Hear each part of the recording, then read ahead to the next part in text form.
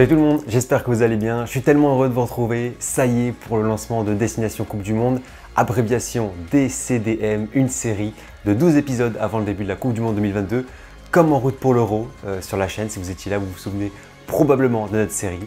Cette fois, on passe en mode Coupe du Monde. Alors, qu'est-ce que sera cette nouvelle série? 12 épisodes donc, avec un épisode de DCDM tous les samedis à 11h15 jusqu'à la veille de la compétition.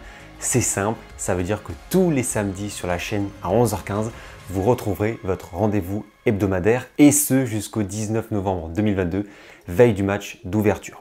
Si vous voulez voir le programme des épisodes, vous pourrez également le trouver en description. Exceptionnellement, il y aura aussi un épisode en semaine parce qu'il n'y a pas assez de samedi pour aller jusqu'au bout et tenir les 12 épisodes.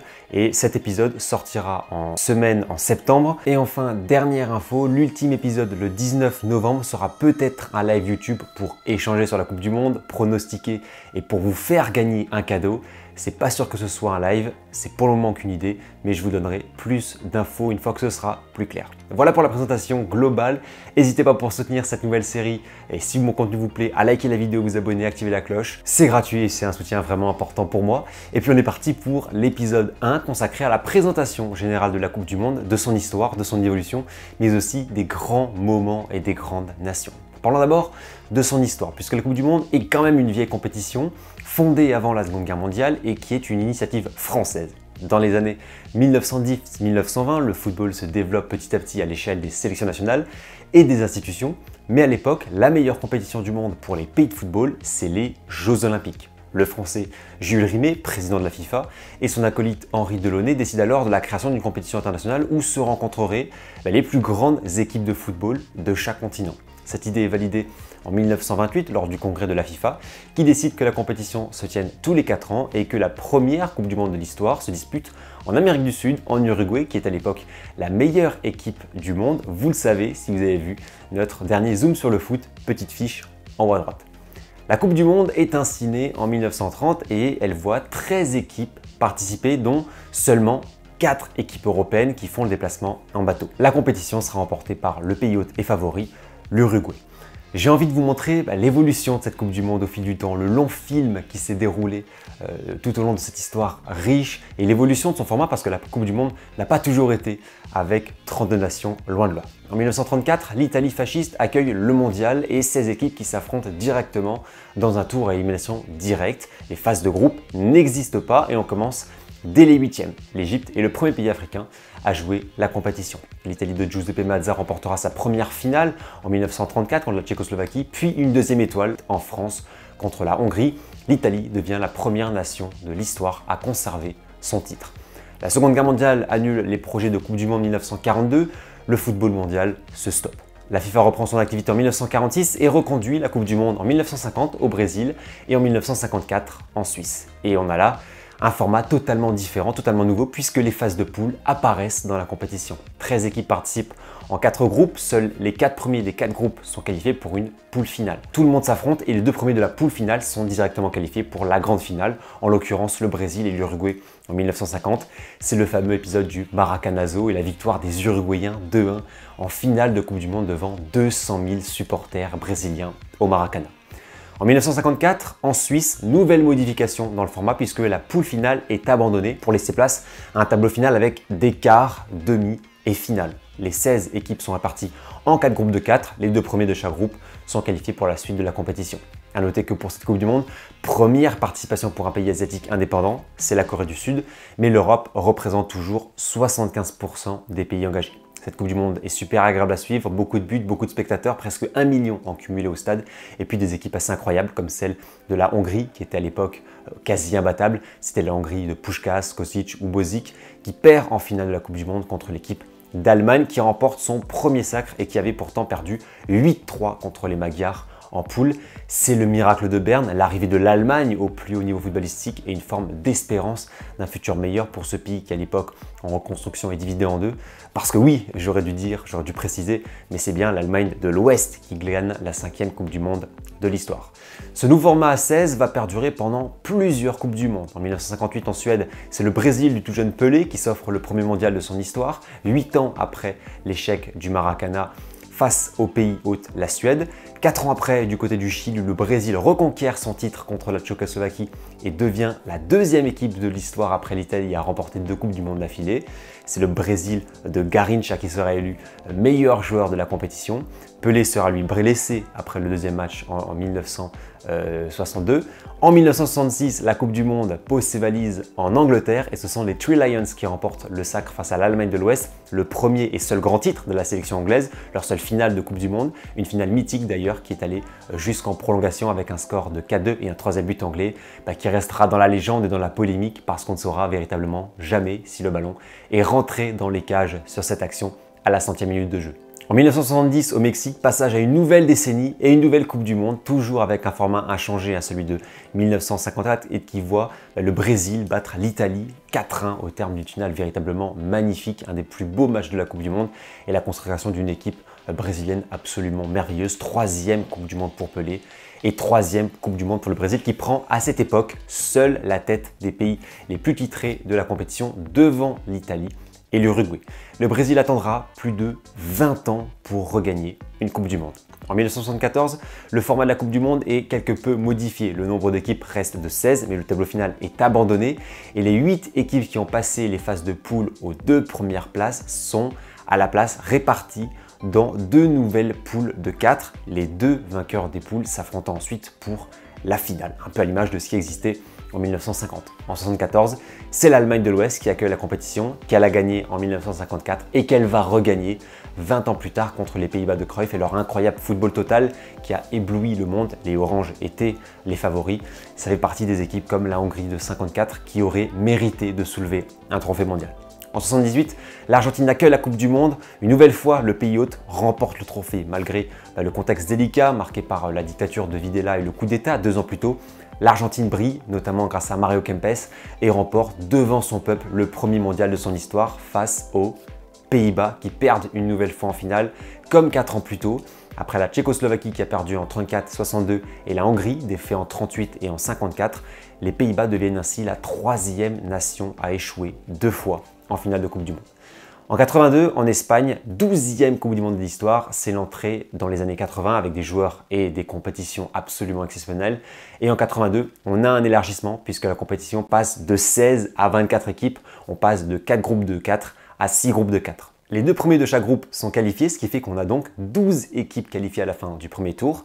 Un deuxième tour a lieu. Les 12 équipes sont réparties en 4 poules de 3 équipes et le premier de chaque poule est qualifié pour la demi-finale du mondial. Le mondial de 82 offre son lot de matchs fous comme ce France-Allemagne 3-partout à Séville avec Schumacher-Battiston. Vous le connaissez, je pense, le fabuleux Italie-Brésil 3-2 avec le triplé du magnifique Paolo Rossi qui mettra aussi 2 buts contre la Pologne en demi. Cette Coupe du Monde est italienne. La Squadra Azzurra dispose d'une équipe folle avec Zoff, Tardelli, Bergomi, Rossi, Conti, Chirea. Une 3e étoile remportée durant des matchs de légende comme cette finale contre l'Allemagne de l'Ouest gagnée sur le score de 3-1. 4 ans après, au Mexique, on rebascule dans un format différent, mais on va rester dans un football absolument fou. Les 24 nations sont désormais dans 6 groupes de 4, mais cette fois, 16 équipes sont qualifiées après le premier tour, puisque les 2 premiers et les 4 meilleurs 3e rejoignent les 8e. En fait, c'est exactement le même format que l'Euro actuellement. Cette Coupe du Monde, elle est marquée par le génie de Maradona, par ce match fou contre l'Angleterre dont on a déjà parlé sur la chaîne et qui deviendra l'un des moments les plus mythiques de l'histoire du football. La Bicéleste est la plus forte, la plus folle et remporte sa 2e Coupe du Monde 3-2 contre l'Allemagne de l'Ouest, encore une fois battue après 1982 en finale. En 90, l'Italie accueille la Coupe du Monde pour la première fois depuis 1934. Elle fait office de favori. L'objectif est de devenir le premier pays à remporter 4 Coupes du Monde. Les Italiens y sont proches, mais échouent en demi-finale à Naples contre l'Argentine de Maradona, le dieu napolitain, tout un symbole. Et finalement, ce n'est pas l'Argentine qui va gagner, mais l'Allemagne de l'Ouest qui gagne sa 3e étoile et qui recolle au Brésil et à l'Italie. Ce fut la 3e finale de suite pour l'Allemagne, le premier succès après 2 échecs. À noter qu'en 90, le Cameroun devient la première équipe africaine à disputer les quarts d'un mondial. C'est véritablement dans ces années-là que les premières équipes africaines vont commencer à s'implanter en Coupe du Monde. On peut penser au Cameroun, on peut penser au Nigeria. En 94, c'est le feu d'artifice aux États-Unis qui accueille le mondial pour la toute première fois, avec comme ambition d'implanter le soccer au pays devenu véritablement hyperpuissance mondiale à la fin du XXe siècle et avec la chute de l'URSS. Mais 94, ce sera surtout le retour de l'ogre brésilien. 20 ans sans titre, 20 ans de disette. Et ce n'est pas l'Italie de Baggio en état de grâce durant le mondial qui empêchera les Auriverdés de gagner la Coupe du Monde. La finale, c'est un nouvel Italie-Brésil, peut-être le match le plus emblématique d'une Coupe du Monde. Et pour la première fois de l'histoire, c'est une finale qui se ponctue sur un 0-0 et qui se décide au tir au but. Il Divin Codino, pourtant l'un des meilleurs joueurs du monde de l'époque, envoie le dernier penalty au-dessus de la barre. Le Brésil de Cafu, Romario, Tafarel, Bebeto ou Dunga est sacré pour la 4e fois de son histoire. En 1998, tout le monde sait ce qui se passe, la Coupe du Monde débarque en France. Cocorico, et avec un nouvel élargissement puisque sont désormais qualifiées 32 nations réparties dans 8 groupes de 4. C'est le format que l'on connaît puisque c'est encore le format actuel. Cette ouverture permet à plusieurs pays asiatiques ou africains de découvrir la compétition, l'Afrique du Sud et le Japon par exemple. C'est aussi la première Coupe du Monde de la Croatie indépendante, on l'avait vu avec notre zoom sur le foot en Croatie. Et en 98, deux générations folles se retrouvent en finale, celle du Brésil avec le jeune Ronaldo qui a 21 ans, qui joue à l'Inter, et celle de la France avec Zidane, Deschamps, Blanc, Desailly et j'en passe. La France l'emporte 3-0 face au Grand Brésil au Stade de France et gagne la première Coupe du Monde de son histoire. Une nuit de folie. En 2002, passage à un nouveau millénaire, à une nouvelle histoire et c'est l'ouverture sur les nouveaux mondes. Pour la première fois de l'histoire, la Coupe du Monde n'est pas organisée sur le sol européen, américain ou sud-américain, mais asiatique. La Corée du Sud et le Japon incarnent le soleil levant, les nouvelles terres du ballon rond. Cette Coupe du Monde devient celle de la modernité, du nouveau aussi avec les demi-finales de la Turquie et de la Corée du Sud, l'absence des Pays-Bas et les éliminations rapides de la France, de l'Argentine et de l'Italie, certes marquées par de nombreux scandales contre la Corée du Sud. Mais en finale, c'est l'histoire qui se retrouve. Le Brésil, 4 fois vainqueur, enchaîne sa 3e finale contre l'Allemagne, triple vainqueur, et qui reste sur 2 quarts de finale de rang. Cette fois, le phénomène R9 ne laisse pas passer sa chance. L'équipe de 2002 du Brésil est une armada. Ronaldinho, Lucio, Cafu, Roberto Carlos, Rivaldo. La Seleção s'adjuge sa 5e Coupe du Monde et prend le large sur l'Allemagne et l'Italie. À ce jour, c'est la dernière fois que le Brésil a remporté une Coupe du Monde. C'était il y a 20 ans. En 2006, en Allemagne, on assiste peut-être à une des plus grandes Coupes du Monde de l'histoire, mais surtout à la force du continent européen. Italie, France, Allemagne, Portugal, Angleterre, tous brillent durant le mondial. L'Argentine et le Brésil sont éliminés en quart. Le dernier carré est 100% européen. L'Italie s'offre l'Allemagne à Dortmund dans l'un des plus grands matchs de l'histoire du mondial. La France sort le Portugal grâce à un penalty de Zizou. En finale, tout le monde connaît la suite, un personnage central, Materazzi, une tension palpable, des symboliques fortes comme le dernier match de Zizou qui s'achèvera sur un coup de sang, une génération dorée italienne. L'Italie remporte sa 4e Coupe du Monde. En 2010, la 19e Coupe du Monde de l'histoire s'inscrit une fois de plus dans un élan de nouveauté, dans une volonté d'ouverture. L'Afrique du Sud devient le premier pays africain de l'histoire à organiser la Coupe du Monde, une compétition qui verra la France et l'Italie, les 2 finalistes de 2006, plongés dans le chaos, mais qui verra surtout la consécration d'une équipe plutôt novice dans l'histoire de la Coupe du Monde, mais que personne ne pouvait stopper. L'Espagne, pas même les Pays-Bas, à la génération pourtant talentueuse. Pour une 3e fois dans leur histoire, les Oranges s'inclinent en finale. L'Espagne de Xavi, Villa, Iniesta, Ramos, Piqué, Alonso, etc. remporte sa première étoile et un triplé fabuleux avec les Euros 2008 et 2012. Enfin, les 2 dernières Coupes du Monde avec la victoire en 2014 de l'Allemagne sur l'Argentine, un grand classique du foot mondial, 4e étoile des Allemands, conquise sur les terres brésiliennes avec ce fameux 7-1 en demi-finale que nous ne sommes pas prêts d'oublier. Et puis en 2018, 20 ans après 98, nous avons vécu le parcours légendaire de nos Bleus en Russie, entre l'Argentine et la Belgique, et avec un succès contre la Croatie 4-2 en finale. Parcours là aussi exceptionnel pour la Hrvatska. Voilà, en quelques minutes, nous avons parcouru l'évolution de la Coupe du Monde, ses 21 éditions et presque 100 ans d'histoire de cette compétition absolument merveilleuse. Quand on prend du recul, on peut se dire que la Coupe du Monde, c'est des équipes incroyables, mais une compétition très fermée. On l'a vu très souvent avec le Brésil, l'Italie, l'Allemagne, l'Argentine. Combien de matchs entre ces équipes en demi-finale, finale a-t-on eu? Franchement, c'est fou. D'ailleurs, seulement 8 équipes ont gagné les 21 Coupes du Monde. Ça montre à quel point c'est très peu varié.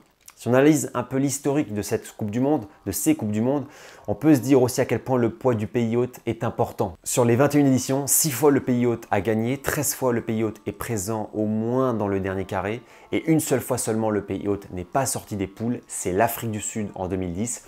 Est-ce que le Qatar, en 2022, premier pays arabe à organiser la compétition, va-t-il y parvenir? Enfin, dernière remarque, c'est l'hégémonie du foot européen ces dernières éditions. Les 4 derniers champions du monde sont des pays européens. Et sur les 16 derniers demi-finalistes des 4 dernières Coupes du Monde, 13 sont européens. Est-ce que la tendance va s'inverser en 2022? Voilà les amis pour la fin de DCDM épisode 1. J'espère que vous avez apprécié cette vidéo. Faites-le moi savoir dans les commentaires. Voilà, pour ma part, j'ai adoré lancer cette série avec vous. On va vivre de belles choses ensemble sur la chaîne et avec cette série qui nous accompagnera durant notre période pré-Coupe du Monde. On se donne donc rendez-vous samedi prochain pour l'épisode 2. Vous avez tout le programme en description. Passez une très belle journée, une bonne soirée et on se voit la semaine prochaine. Ciao!